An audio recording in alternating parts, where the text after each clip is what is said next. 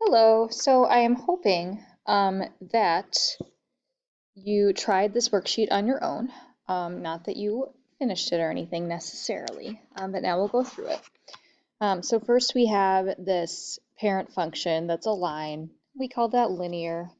Sometimes it's also called the identity function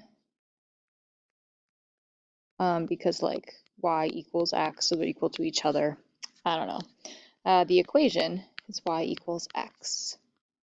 The domain and range are both negative infinity to infinity.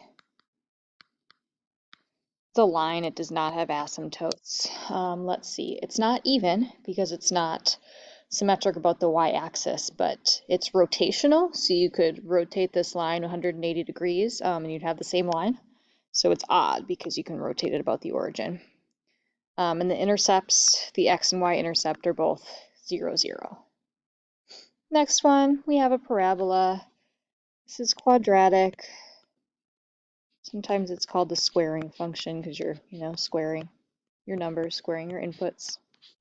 So this is y equals x squared. And again, we're talking parents with these, so we're not talking like y equals 2 times x minus 1 squared plus 6. We're just talking basic where everything starts. So this is y equals x squared.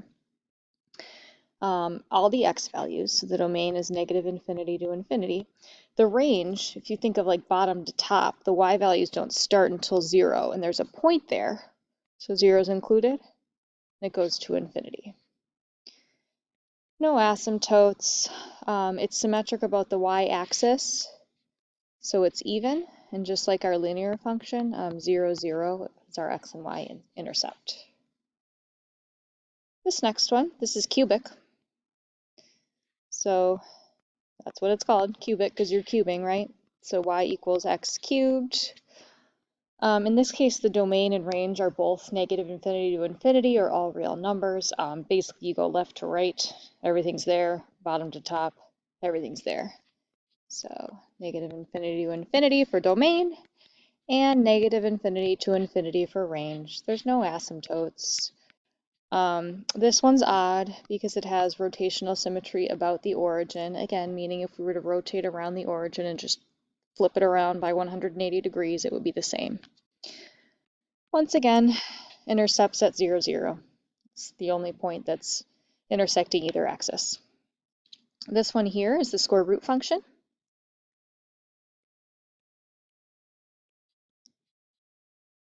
And so it's y equals square root of x. Domain is x values left to right. X values don't start until 0, and there's a point there. So 0 is included, so it's a square bracket. You can never include infinity, so it's always a parenthesis or a round bracket, I guess. Round bracket is kind of not really a name, right? Same thing with the range. If you think of bottom to top, it doesn't start until y is 0. It goes to infinity. There's no asymptotes. This is neither, okay, because it's not symmetric about the y-axis, and it's also not symmetric about the origin. And once again, 0, 0 for our x and y intercept. All right, next set of functions. This one here is called the constant function because it's just a line. This one in particular is y equals 1. Oops, I'm sorry, no wonder I was confused. I meant to write it under a name. So the constant function. And so the equation is y equals c, where c is a constant. So again, this equation here is y equals 1, but it could be y equals any constant. The domain is negative infinity to infinity, basically because no matter what x value it is, y is always c. And the range, we'll just put in curly brackets just c, because for example, when y equals 1, the y value is only 1. If y was equal to negative 5, the y value is only negative 5, so the range is just that 1 point. There's no asymptotes. If we think of symmetry, it has reflection symmetry about the y-axis. You could reflect it right over the y-axis and it would be the same. So it's even. And the intercept is just 0, c. Okay, and so unless we had like y equals 0, which is the x-axis, that would change things. And really for the constant function for y equals c, we're going to say c doesn't equal 0. Okay, So the only intercept is a y-intercept, 0c. This next one you may recognize. This is y equals 1 over x, which is the inverse function.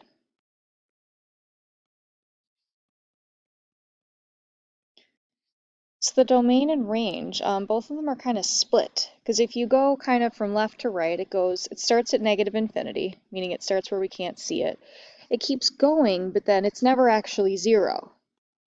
So it's open because the domain goes to 0, but all along here you don't have a value when x is 0. But then we have a value again right after 0 to infinity. So this is how we can write in this notation. It's negative infinity to 0 and 0 to infinity. So the only thing x can't be is 0. The range is actually the same because if we think of y values, I mean, they start at negative infinity, bottom to top, goes to 0, but 0 is not included, and then it starts again above 0, so union 0 to infinity. The asymptotes are x equals 0 and y equals 0, so it's just both of the axes. And if you rotate it around, I just said like rotate instead of rotate, if you rotate this function around the origin, you will get the same function. So it has rotational symmetry about the origin, meaning it is odd, and there are no intercepts at all because of those asymptotes. This next one's absolute value.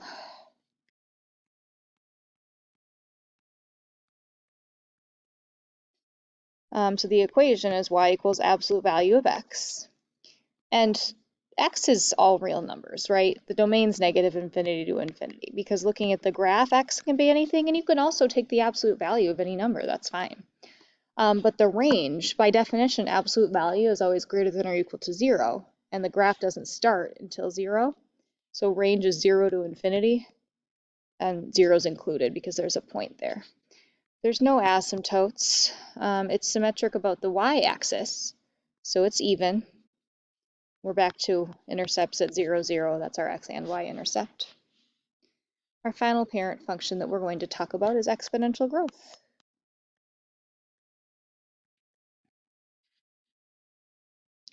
So it's growth because if you look at the graph, it's increasing to the right. And our parent function equation is y equals b to the x, where b is greater than 1. And our domain is negative infinity to infinity. And our range, this doesn't start until 0, so our range is going to be 0 to infinity, and this time 0 is not included because there isn't a point at 0. It's not actually going to have a point when y is 0 because we have an asymptote at y equals 0. And this is neither even nor odd because it's not symmetric about the y-axis or the origin, and there are no intercepts.